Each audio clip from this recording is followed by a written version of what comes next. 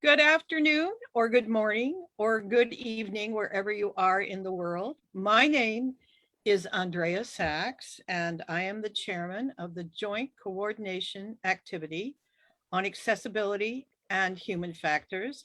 And I'm also the Intersector Coordinator for the Intersector Coordinator Group on Accessibility. So I report back to the ITU Intersector Coordination Group what goes on accessibility in the other two sectors, being the D for development of developing countries, and also the ITUR radio sector. So I would like to begin by telling you this is a special event on relay services. What are they, how they work, and who they are for? And we have a selection of 4 experienced speakers. All of them can use a relay service, and some of them have created them. They are experts. We have Lydia Best of the European Federation of the Hard of Hearing. She's president. We have Seth Bravin of T-Mobile, who works in relay. We have Yasunobu Ishii from Japan of the Nippon Foundation, who started the relay service in Japan with and also was able to see it go over to being coordinated with the government. He will explain that when he gives a presentation.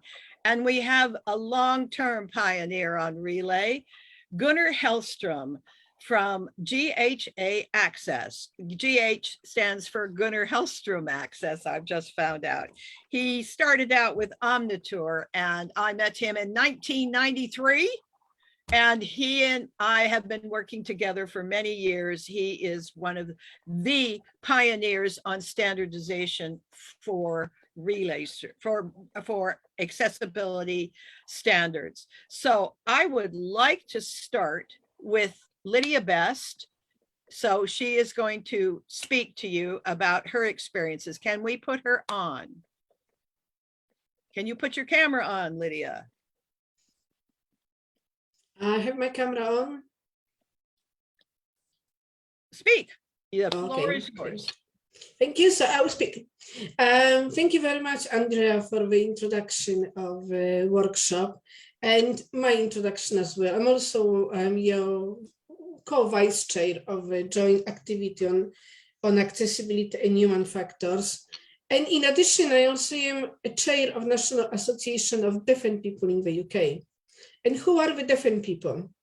Deaf people usually are people who have been hearing most of their life and lost their hearing later in life.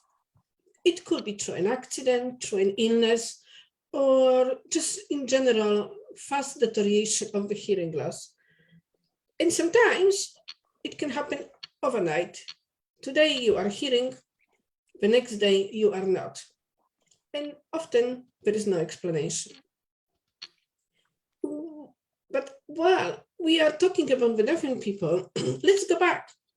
Hard of hearing people in general are relying on the audio information. So that's why we know in majority of the cases, people will prefer to use the telephone with telecoil assistance, or to use it, especially now, and it's very popular and very good possibility of using your telephone, especially mobile phones, with Bluetooth connection. And that's fine. I grew up as someone who has been hard of hearing most of my life, and I didn't know anything else except for using the telephone with, for example, the telecoil. But when I became deafened in quite rapid succession of just few months, I suddenly was left with no other option but to rely on the relay services. And this is the case on many other people across the world. So what is then available to you when you suddenly cannot hear? If you are lucky, if your country provides the relay services, which also include a text relay services, then you are able to gain back some of the independence. However, if your country does not provide any of those services, then you have to rely on your children, neighbors, friends, or your spouse, partner. And you probably have seen some of you probably have seen the news about Coda winning the Oscars this year.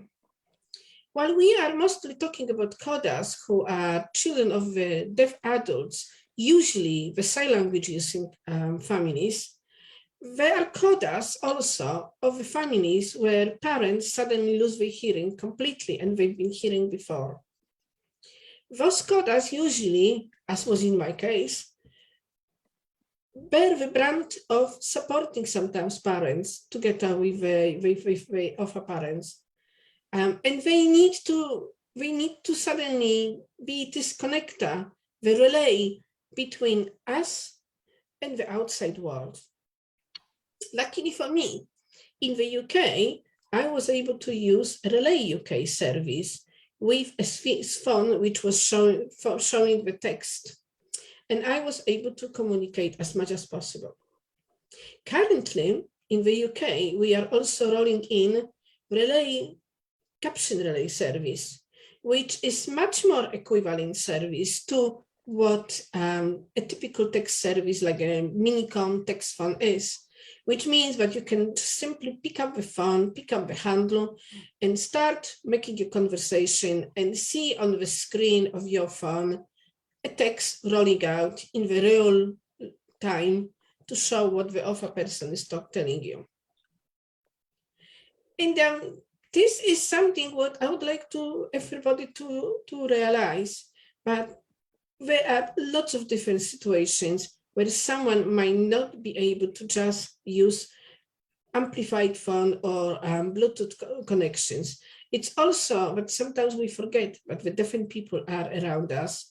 And there are also deaf people who were born deaf or born hard of hearing, whose hearing is not as good to be able to make just normal phone calls. They also rely on those services. And I would like to urge the countries and the innovators to work towards those kind of solutions. Thank you, Andrea. And this is my talk. Thank you very much, Lydia. And I'm very grateful that you were able to come on. I was a bit worried.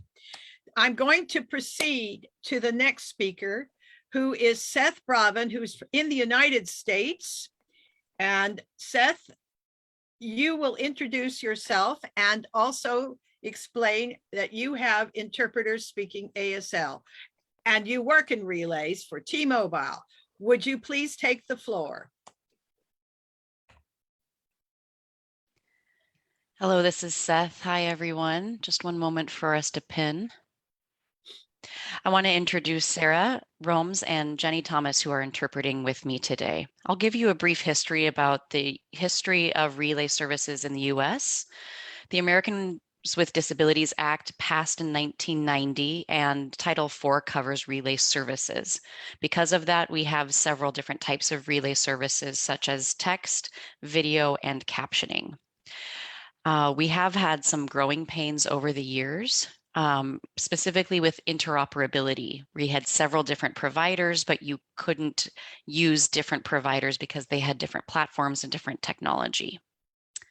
We've had a long history in the relay service. Back, we were a part of the business called Sprint before the merger with T-Mobile happened 2 years ago.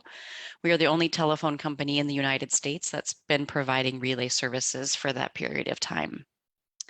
Some of our current challenges we have, obviously, with the pandemic of the last 2 years, we've been fortunate that the Federal Communications Commission recognized the challenges and actually provided an exemption for service levels that were required.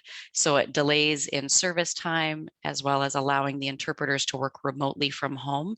Those were really important components to be able to provide those relay services during the pandemic. We've learned some new best practices, had some lessons learned as well. During the merger of Sprint and T-Mobile from 2 years ago, the Sprint accessibility business that had been around for 30 years really experienced T-Mobile welcoming us with open arms. But during that time, there have been a lot of challenges. We've seen a lot of countries that don't have relay services, and that was especially necessary during the pandemic. How could a deaf or a hard of hearing or a deaf-blind person work remotely without relay services? Get situations like emergency situations to be able to contact a hospital or a medical provider. Some of you might not know that the ITU has published relay service guidelines. This happened a couple of years ago. That can help countries that are developing this kind of relay service really get a head start in what they're doing.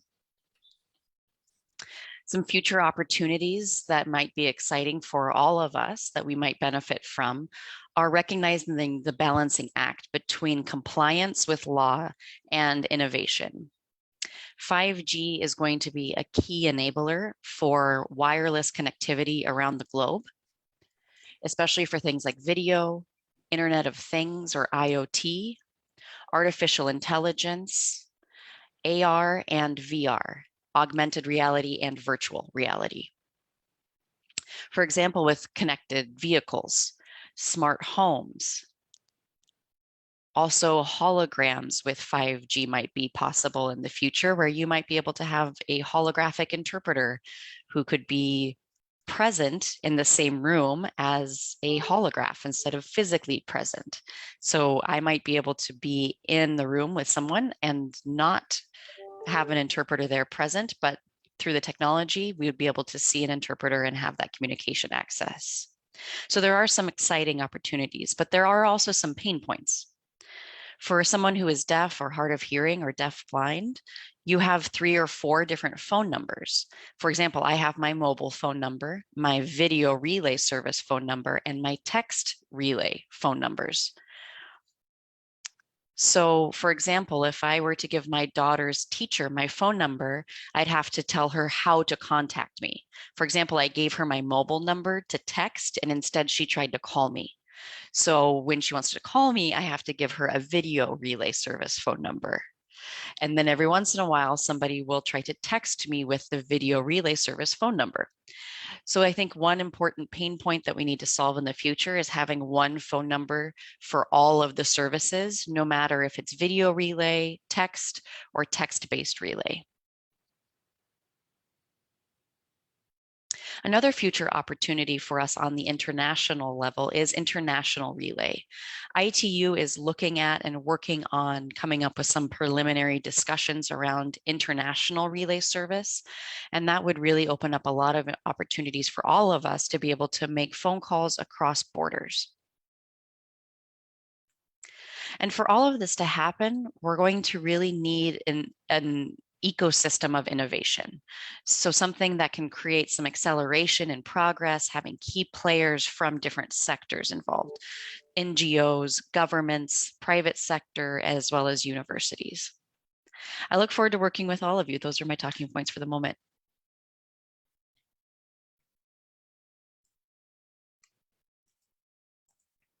Thank you very much, Seth. I appreciate you going into the history because you are an old timer. I'm an old timer. I'm a very ancient coda. So I interpreted for my deaf parents from the moment I could talk, and I've not stopped since. So the next person I wish to introduce is all the way from Japan, Yasunobu Ishii, who is part of the Nippon Society, was the executive director, and who started the relay services in Japan. Yasunobu, can you take the floor, please? Yes, thank you, Andrea. It is my great honor to join this webinar and speak about the start of relay service in Japan. I'm Yasunobu Ishii, Executive Director of the Nippon Foundation Telecommunication Relay Service. Our foundation is established in August 2020 and designated by the Minister of International Affairs and Communications. That is abbreviated MIC. And we are designated as the sole provider of relay service in Japan. The next slide, please. Yes. We started official service since July 1st last year. Our services are two kinds. One is video relay service and the other is text relay service. What I meant by text relay service is the way that the deaf and hard of hearing type what they want to say, and the operator voice it to the hearing counterpart. Our service is provided for 20 hours, 7 days a week, and our maximum capacity is 10 video relay service booths, 12 text relay service booths, and 2 emergency call booths. And in our country, deaf and hard of hearing users need to pay a telephone bill as hearing people do so. Next slide, please. At the end of March, okay, thank you. At the end of March 2022, that's the end of our first fiscal year, 9,192 people registered to our services. Since the start of our service, we provided more than 96,000 video relay service and 113,000 text relay service and 312 emergency calls in total in 9 months. Next slide, please.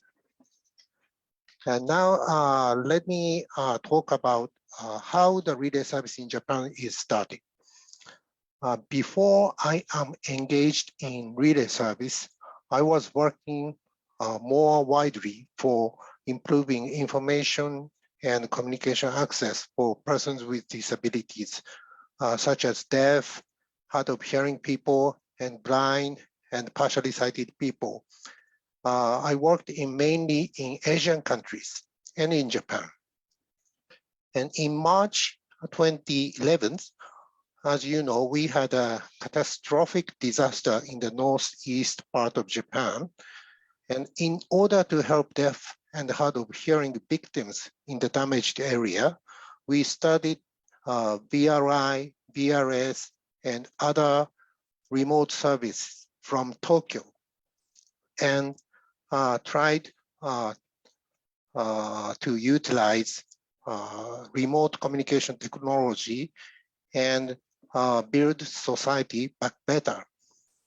And after a few years, we found that the need for relay service was the most evident among others. So since September 2013, we narrowed down our service only to relay service. On the other hand, we widened our service not from the damaged area, but also to all over Japan. That was the starting point of our mass-scale model project of relay service in Japan. The funding to run the model project came 100% from the Nippon Foundation. That is a philanthropic private foundation, and it is our parent organization now. Our goal was set to make relay service as a public service and make it to be financially sustainable. The model project was fully funded by the foundation and served only 8 in the morning to 9 in the evening, and also not responded to emergency calls. But at the end of the model project, 13,000 deaf and hard of hearing people registered. By this model project, we successfully proved that huge potential need for relay service was there in Japan. Next slide, please. Since the beginning of model project, we approached government officials, political leaders, telephone company executives, and media. From this stage, we start working with Japanese federations of the deaf and other organizations with persons with disabilities. Next slide, please. In the beginning, there were lack of knowledge and misunderstandings. And also, sometimes people have no interest in it. Here are some examples. All these questions and opinion seem to me just an excuse for not starting the relay service. The first one is budget is limited and cannot make an exception in the deaf and hard of hearing people. Every person with disabilities should be treated equally. Against this opinion, we argued in many countries in the world, relay services funded either by government or by telecommunication carriers. So these approaches can be applied in Japan as well. And the second, it is not the time of telephone anymore. The telephone is outdated and emails and chat suffice the needs. And we argued against this opinion. We need telephone, even though we frequently use email and chat. You can't imagine that you don't use telephone in the rest of your life. And third one, it is not the time of human support anymore. AI solves the problems. But in fact, although quality of voice recognition has been improved very much, it is not perfect yet. And also, in the case of sign languages, the quality of automatic interpretation is far from practical use.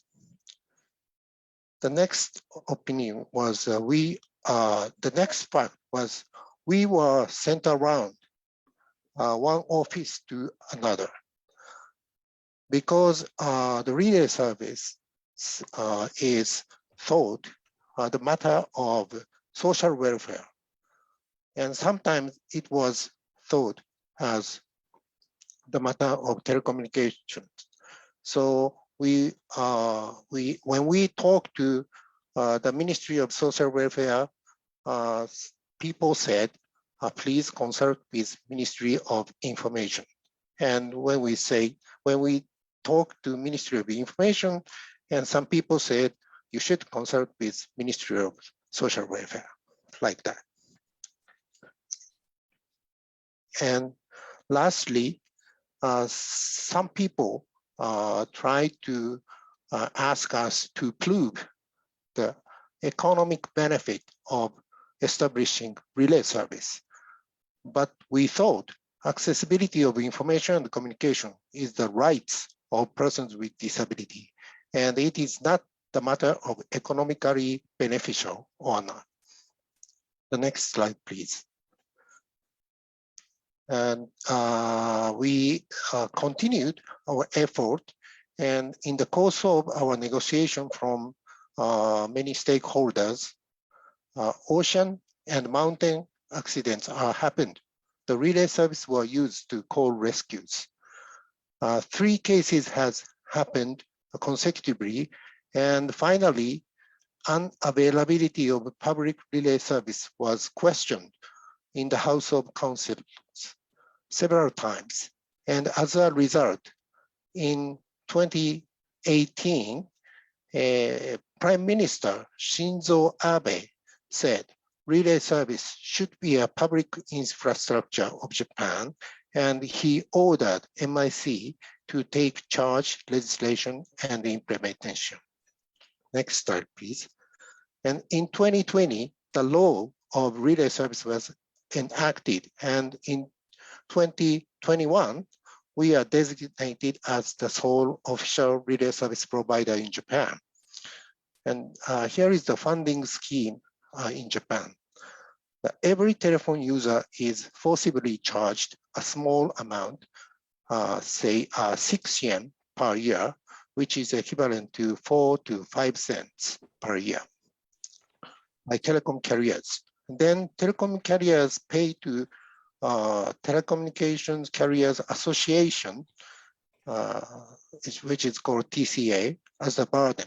Then next, TCA gives the grant to us, and we provide services using this grant. MIC, as a responsible ministry, authorizes and supervises TCA and us. Next slide, please.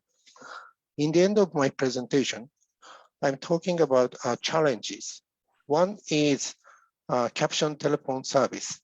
It is highly desired by hard of hearing people and elderly people who don't want to or are not good at type what they want to express.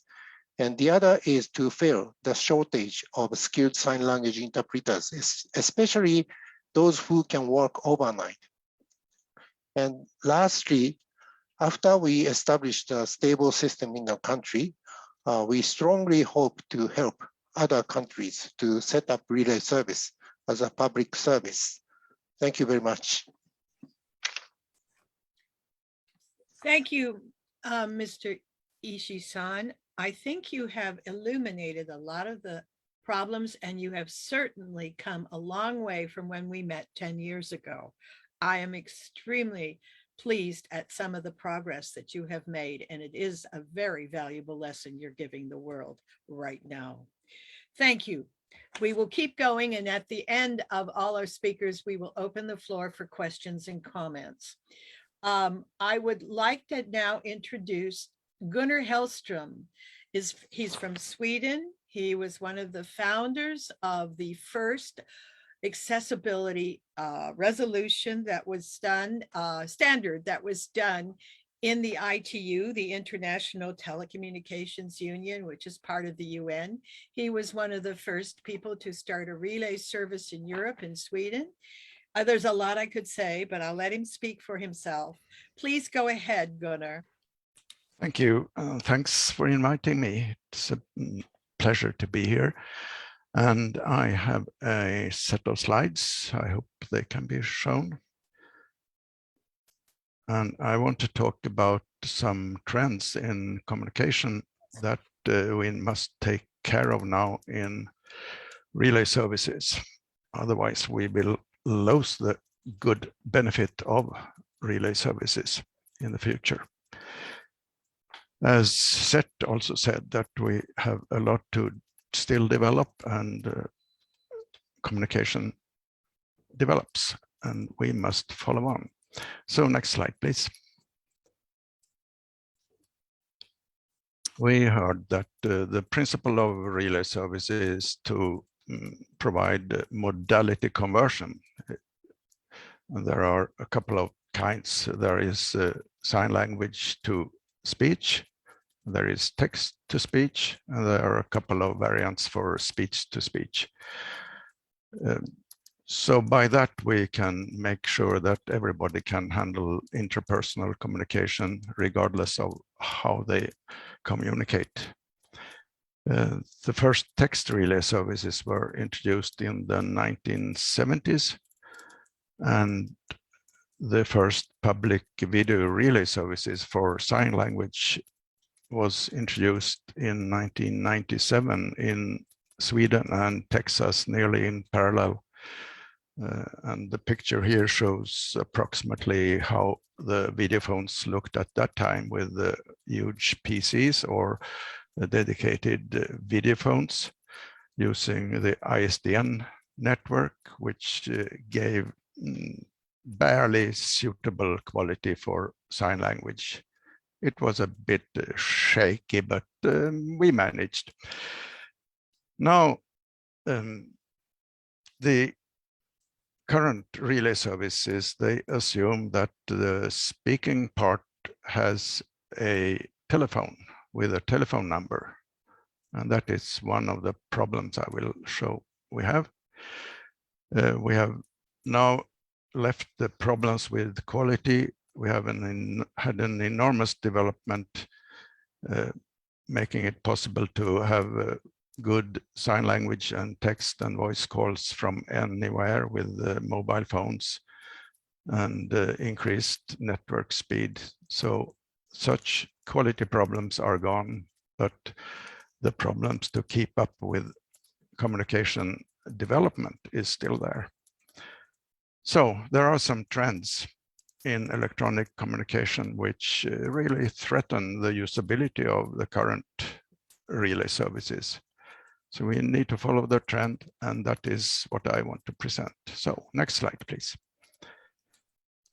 So the first trend we must visit is the non-number based calling. Speech calls are more and more often called without using a phone number. You click on a button, you click on a name on the screen, you get a link from a friend, you click on that link, and the call is made without a phone number. So relay services must follow on and need to open for non-number based calling. The picture here shows what you usually see. There's no number, it's just a camera or a handset to click on to make your call. Now, what do we need? We need regulation and we need inventions. In Europe, we are happy that the regulation is ready for the move to non-number based calling. We have the European Electronic Communication Code, the EECC. It's a directive from the Commission, and also a European Accessibility Act, the EAA. And these both require relay services to operate on non-number based calling, as well as the old number based calling methods. So far it's good, but the relay services do not seem to be ready.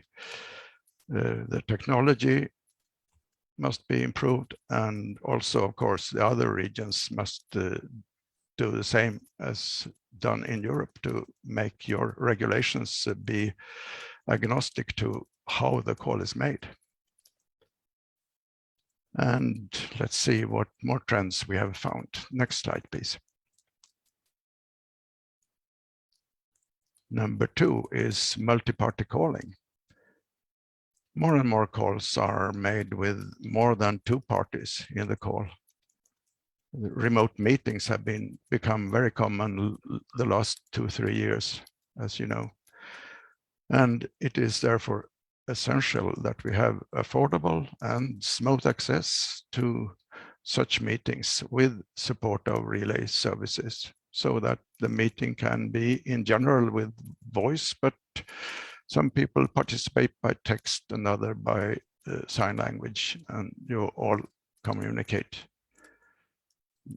Our European directives also require multi-party meetings in relay services, so it's good there. But again, the technology must be improved.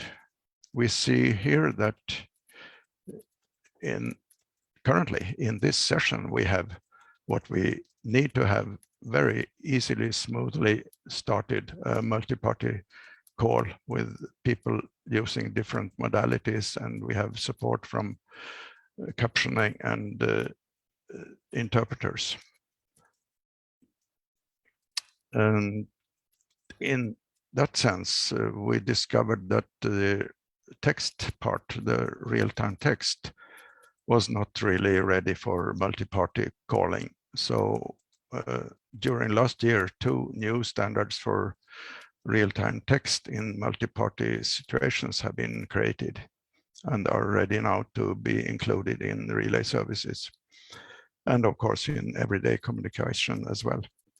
The European Standards Institute, ETSI, is working on a report on more user level of this about real-time text, where we point out that multi-party is ready and how it can be done. The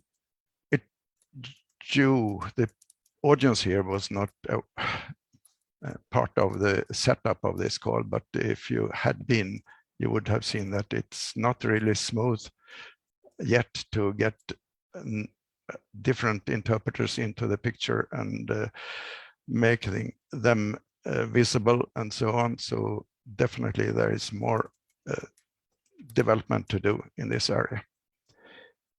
And next slide, please.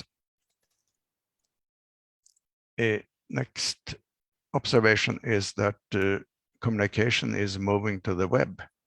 More and more calls are made with real-time web communication technology.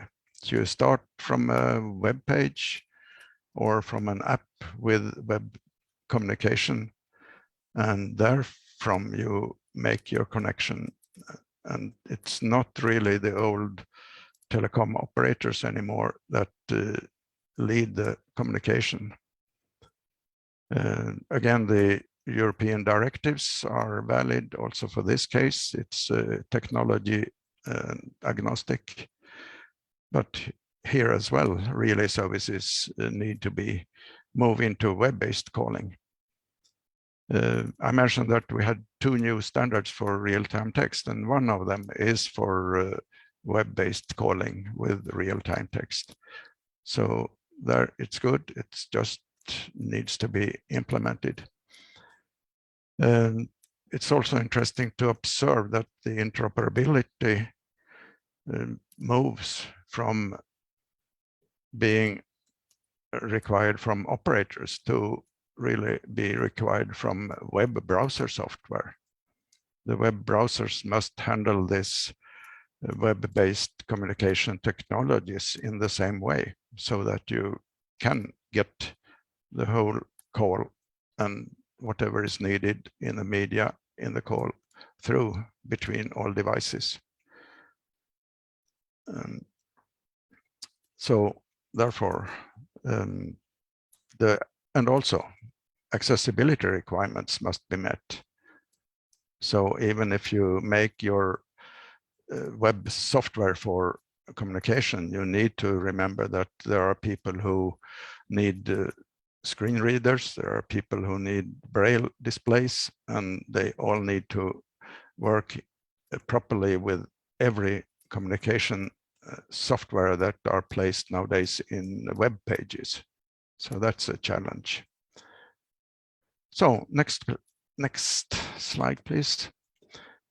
So we have seen 3 developments. The goal of relay service is to make interpersonal communication smooth, simple, and affordable when different parties use different communication modalities. And we need to have them to continue in that way also with the new developments in communication.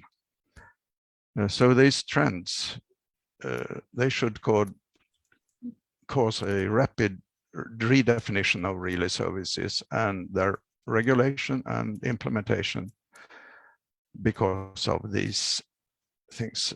One is the move to non-number based calling.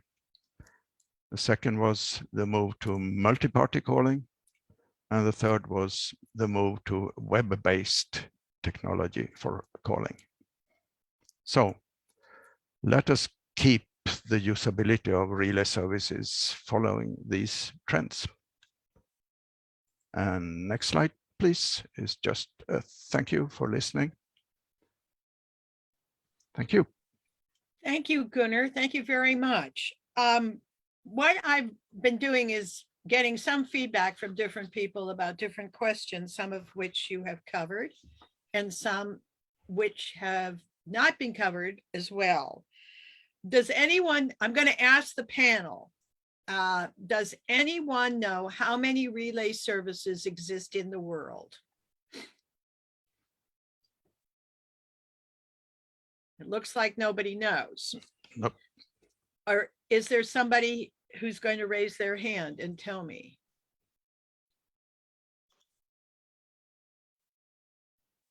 I don't see anybody doing that. Hi, Oh, this is Yasunobu. right, go. We searched several years ago, and at that time there were 25 countries except for Japan. So I guess it's 26 or some more. Thank you. I've come up against the number 26, but it is not really known. And this is something that I would like to see some researchers investigate. Thank you for that. That was the number we had before when we met so long ago. So there must be more. And does anybody know besides the deaf and the hard of hearing who use relay services who are not deaf or hard of hearing?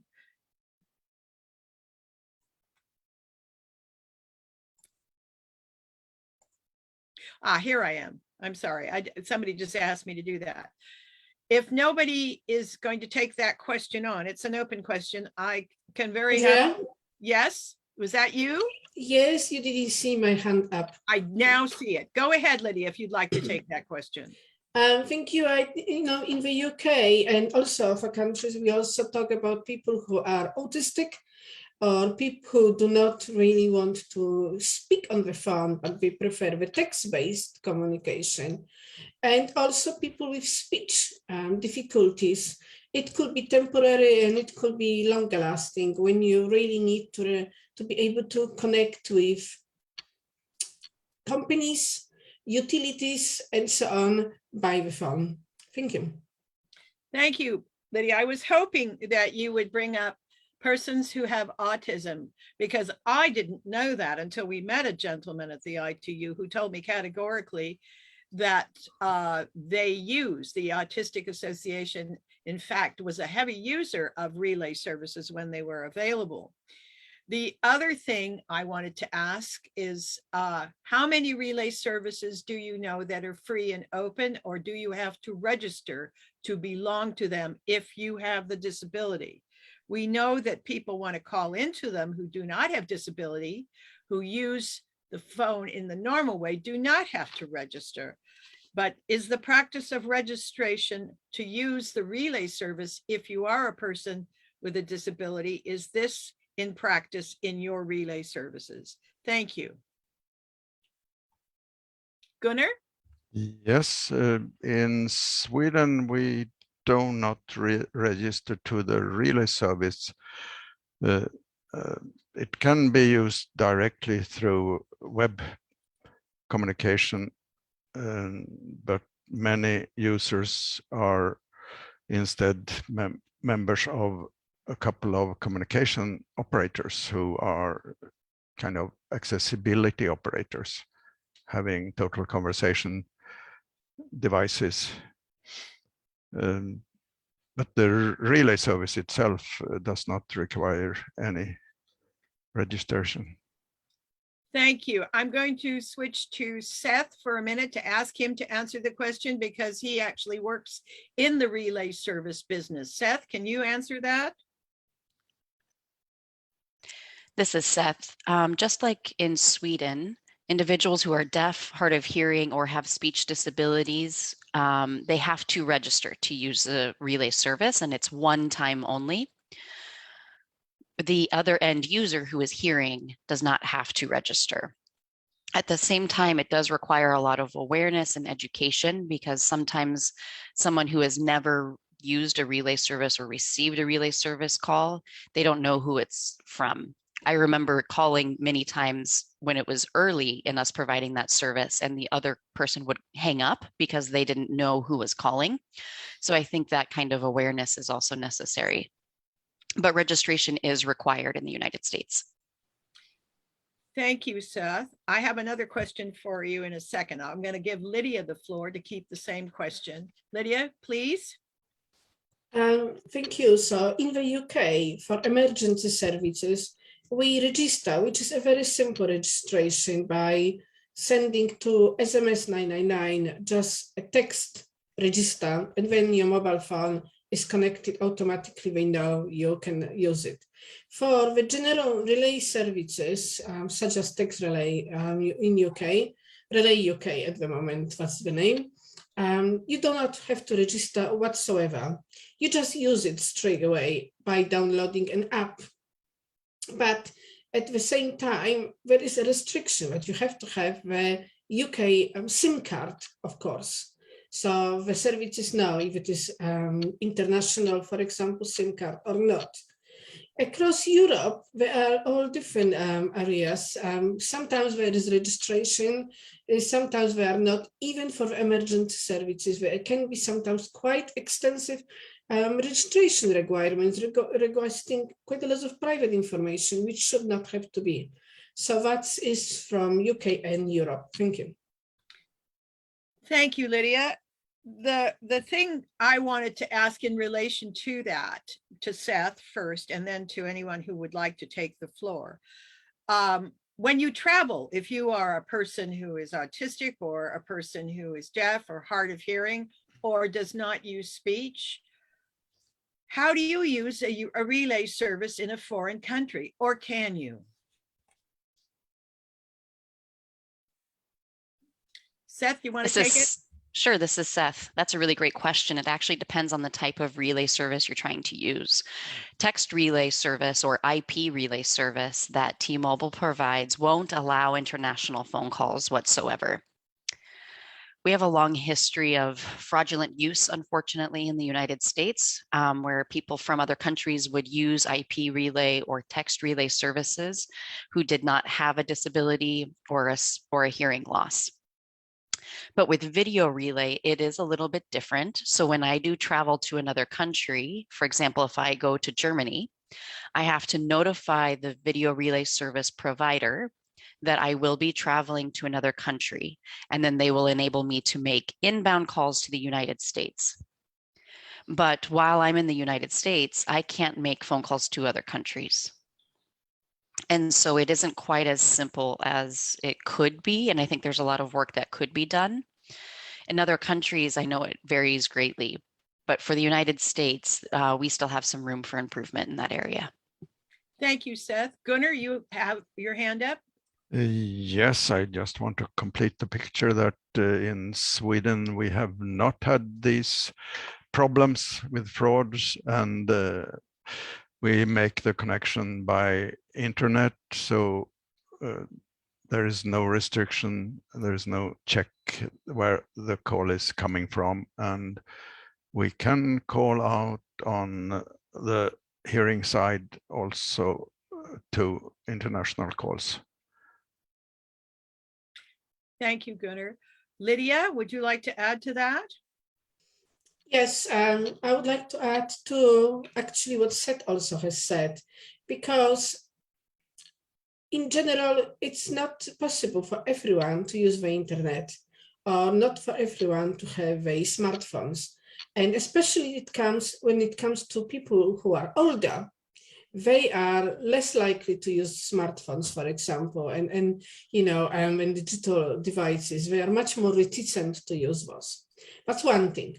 But another thing is the actual funding of the relay services, which Mr. Ishu actually has made as a point about Japan.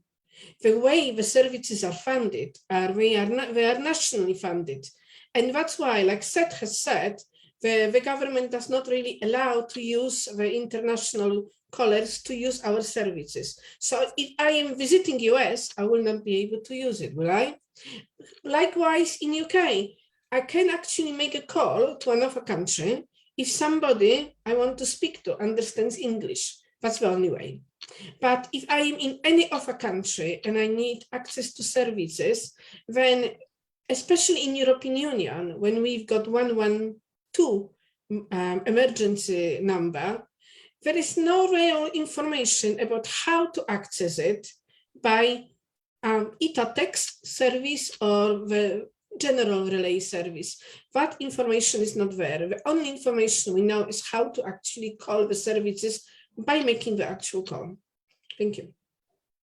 Thank you. Lydia, I want to come back to you about something, but first I wanted to ask that other question to Seth, since he actually works for a relay service provider. How many relay services are in the United States? It's unique because in most countries, there's only one, or it's on the internet. But in the United States, I understand there are more than one relay service provider. How does that work? This is Seth. So for video relay service in the United States, we have, I think, 4 providers. In 20 years ago, we had as many as 30 different video relay service providers. But with the new FCC regulations that were put into place, along with those requirements, that number went down. For example, video relay service providers must have in-house interpreters and service providers. They can't contract that out. That helped to reduce some of that fraud and misuse and abuse. So over the years, we've had more companies duck out, and we only have 4 right now. For IP relay services, T-Mobile is the only one who's providing that. For captioned telephone services, I would say there are probably 5 or 6 different providers for a long period of time. But as automated speech recognition is becoming much more prevalent in the United States, and there are a large number of hard of hearing people or people with hearing loss or those who are aging, I think there might be 7 or 8 different new providers who asked for conditional certification with the FCC. And that could be as many as maybe 10. We're seeing that grow every year. The FCC reimbursement rate for captioned telephones has also been decreasing. It's now $1.30 a minute because they're assuming that the provision of that service is still going down in the way of using automated speech recognition. So there are some growing pains, I think, in that part of the industry. So it really varies depending on which type of relay service that we're focusing on. And then lastly, for speech to speech, T-Mobile is also the only provider of that. It's a small population that uses it, but it's growing. Would you explain what speech to speech is, please, and who would use it? Sure, absolutely. It's a really important service that many people are not very aware of.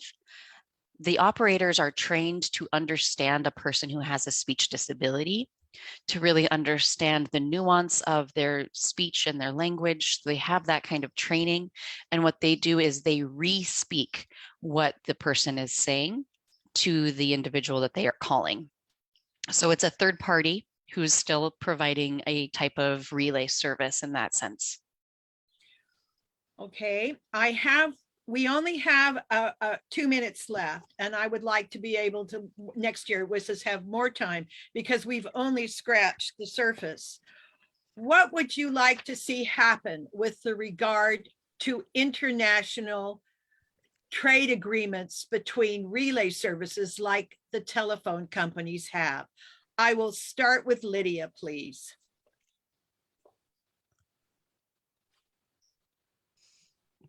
I'm not exactly sure how to answer this question, to be honest, because it requires probably much more inside knowledge of those kind of agreements.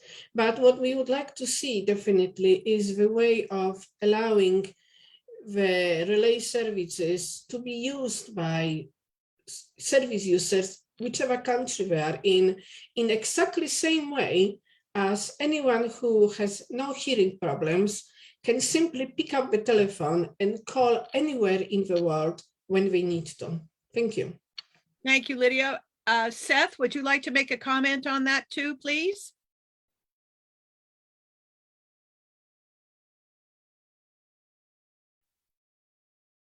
This is Seth. I think this is an opportunity for us to all work together to create that type of ecosystem. The ITU is going to play a really important role in making sure that that happens. Okay, and now Yasunobu Ishii, would you like to make a comment, please?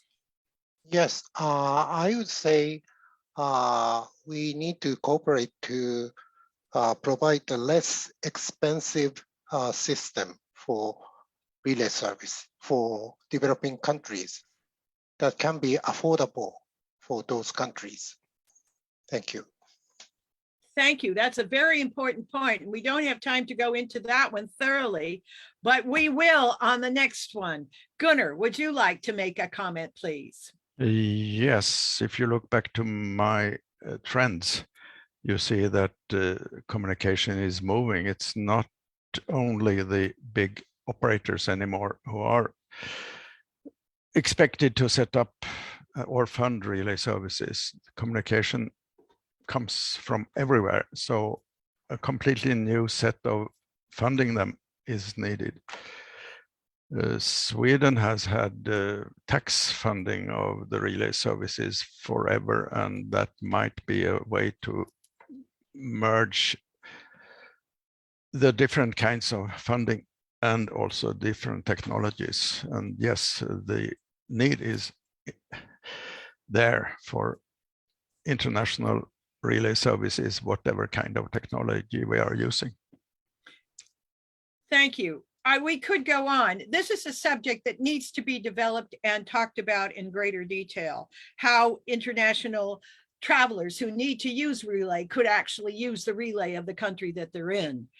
I would like to propose that the next time WSIS does it, that we have an hour, and there are other people on the who are on the I can see them that who use relay services, and unfortunately there's no time to ask them for questions. But I would like to say, I would like to thank our speakers very much for putting together their presentations. I would like to thank the wonderful sign language interpreters. We have two, we have ASL and BSL. We have two for each one. And I would like to thank our captioner. And we will be able to provide anyone who writes in to the Joint Coordination Activity on Accessibility and Human Factors, JCAH, on accessible AHF. It's a tongue twister, but if you put my name, Andrea Sachs, it'll find me. And we would be happy to share that captioning dialogue with you at another time. If there no further questions at the moment that are terribly urgent, I'm afraid we have run out of time. Thank you everyone for attending, everyone for contributing. And I want to thank Karu, Mizuno, who is our secretariat, who helped me put this together. And I want to thank, I would like to thank Gant Barani, who has, or Johnny, I'm never saying that, forgive me, in the technical department, who helped the technical department of WSIS, and the young lady who helped us get this all together. I wish you all a very happy day, evening, or morning. Thank you very much for joining us. I think we will have to close. Thank you.